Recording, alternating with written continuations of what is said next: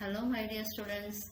Today we are going to discuss certain topics in solar and wind energy system, and I will be discussing certain topics in the wind power, right? So, see, actually, we were discussing last topic about how it is the nature of wind and how it affects the wind energy, and etc. So, this topic we are going to see what is regarding the power, the thrust, and the torque produced. Okay. So actually the energy pattern factor means it will be the ratio of the power from the speed distribution to the power from the coverage speed of the turbine blades. Okay, so normally if you take it as normal constraint, the value of EPF will be from 2 to 5.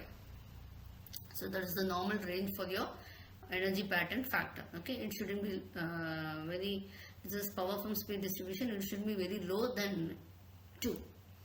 And actually how it is done is, we know very well by the kinetic energy of the wind is being extracted by the wind turbine, and it is converted into the rotational motion, which is for an electrical power generation.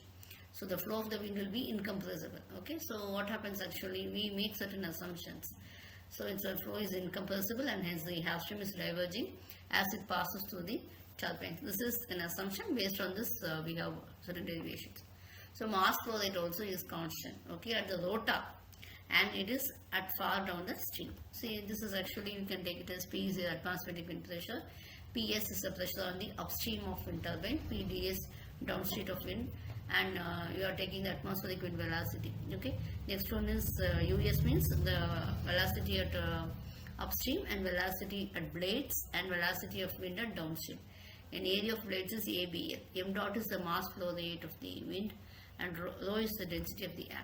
So the kinetic energy is half into m into uw square. Okay, that is, which is of BL, means it will be of actually velocity of wind at blades. Okay, so blade square. So time dot is equal to rho into A into BL, uw into B, rho dot blade.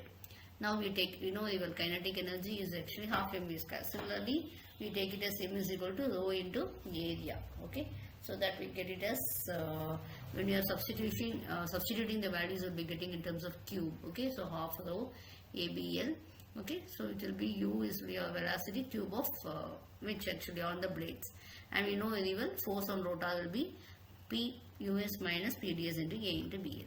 Now momentum you know, isn't it? The change in the mass into velocity, change in the momentum will be mu for US from upstream minus downstream. Okay, we have to apply the Bernoulli's equation, right? P plus rho g, that will be applying. No, so here I am applying for both the conditions, upper side and the downside. Okay, so I am getting the pressure variations will be PUS minus PDS half CUS. And equations we are getting it as, what happens actually, last we are getting as the velocity at below the blade is equal to, this velocity is the summation of the average of the upstream velocity and also downstream velocity. So the velocity of the blade will be the average of the upstream velocity and also the downstream velocity. Okay, so how it will be actually, m dot we are considering it as 1 only. Okay, now W will be, the work done will be the kinetic energy in the upstream minus kinetic energy in the downstream. So this half mv square, m we are considering as 1, so I am getting this value. So power output is equal to half m dot into this one, which is equal to m dot, I am taking it outside, I am making it, and 2 I am breaking it inside. Okay, so that I am getting as m dot, I am taking as rho into ABL. Okay, so from this I am getting the value for the power calculations, I am getting the value. Okay, this is regarding the power which is being developed in the turbine. Okay, we can see that the power will be developed depending upon the density and also the area in the BL, in the sense the blade. Okay, the velocity actually in the upper stream and the downstream, everything else it will be depending. Next one actually the velocity curve. The velocity curve, you can see that it will be depending, it's not that it should be of this shape alone. Okay, it will be varying. So if in the velocity, and for hours will be calculating. So it may vary, it may be peak at night, everything else. So it will be depending upon a particular season, particular place, everything else. Okay.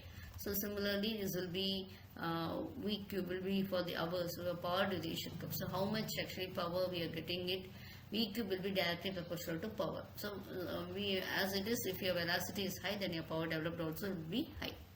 Okay. So actually when you take it as thrust, you know whenever a turbine is extracting winding energy, so that's the constant momentum. This we already saw. Okay, this is actually a wind flow. This is upstream and also this is your downstream. This is your, this you can see is your, in the middle you can see the turbine rotors. Okay. So torque will be, when the torque will be maximum actually. When the maximum thrust can be applied at the blade tip farthest from the axis, which is from the axis which is at the farthest place, that the torque will be maximum. That is T max is equal to F max into R. Okay, so what happens here? T max is half into rho into A, that is this is velocity square into R.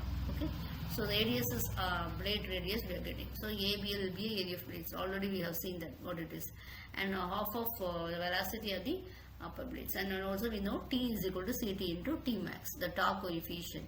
Okay, so the shaft torque is equal to torque coefficient into T max. Thank you.